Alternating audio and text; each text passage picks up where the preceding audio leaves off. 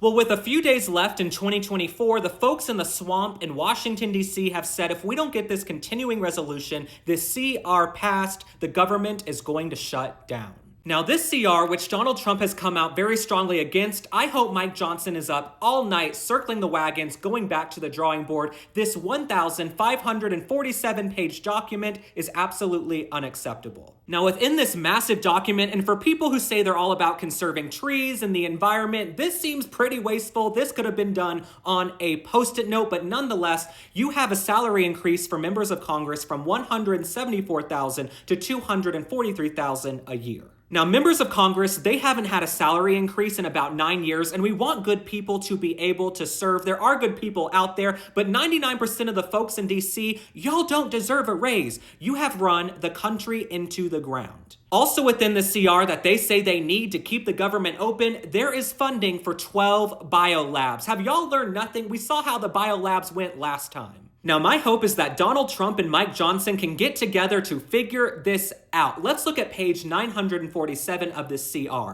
They redefine homeless individuals as individuals experiencing homelessness. Page 947 again, they redefine homeless children to children experiencing homelessness. None of this has anything to do with keeping the government open. Let's also look at page 958. They redefine low-skilled adults to adults with foundational skill needs. None of this has to do with keeping the government open. Now, I've had it. I pay my taxes, you pay your taxes, we all pay our dues, and the folks in DC, they use our money like it's monopoly money. There is probably some bureaucrat or some consultant who charged the government 6 figures, maybe 7, to rework that language. Out of the 1,547 pages, the only things we really need right now are the disaster relief and the money for farmers. We have to take care of our farmers, and we have to take care of our people who've been affected by disasters. Look at Hurricane Helene.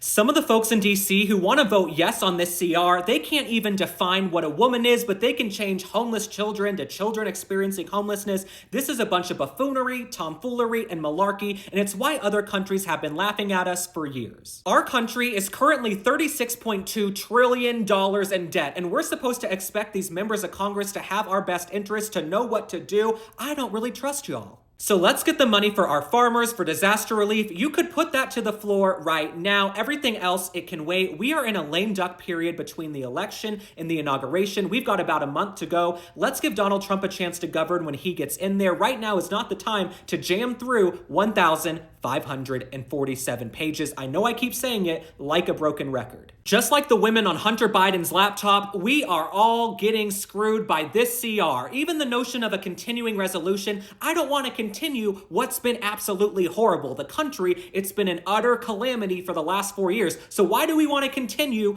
any of that? Now, let me make something abundantly clear. I have absolutely no problem with the government spending money. We spend trillions of dollars in taxes every single year. If they want to improve our roads, our education system, you name it, our border, go for it. Please do that. But don't spend money on a bunch of foolishness. Washington, D.C. is controlled by a bunch of lobbyists, a bunch of bureaucrats whose names and faces we will never know, but we pay their bills, we pay their salaries, we pay for their vacation homes, so we have a voice now. Because of social media, we can speak up when we feel we are being wronged. And as for Mike Johnson, the Speaker of the House, I'm not calling for him to be fired, to be replaced. He'll just go get a cushy job in the private sector, but he enjoys flying on Trump's plane, going to Mar-a-Lago. He enjoys the lifestyle of MAGA, so you need to go back to the drawing board and figure out why you thought this 1,547-page CR was a good idea. This CR in its current form, if it passed, it would gravely affect the way Donald Trump's appointees would be able to operate. It would gravely affect his administration in the first 100 days. He should be able to come in with a mandate. He won the popular vote, the Electoral College, the House,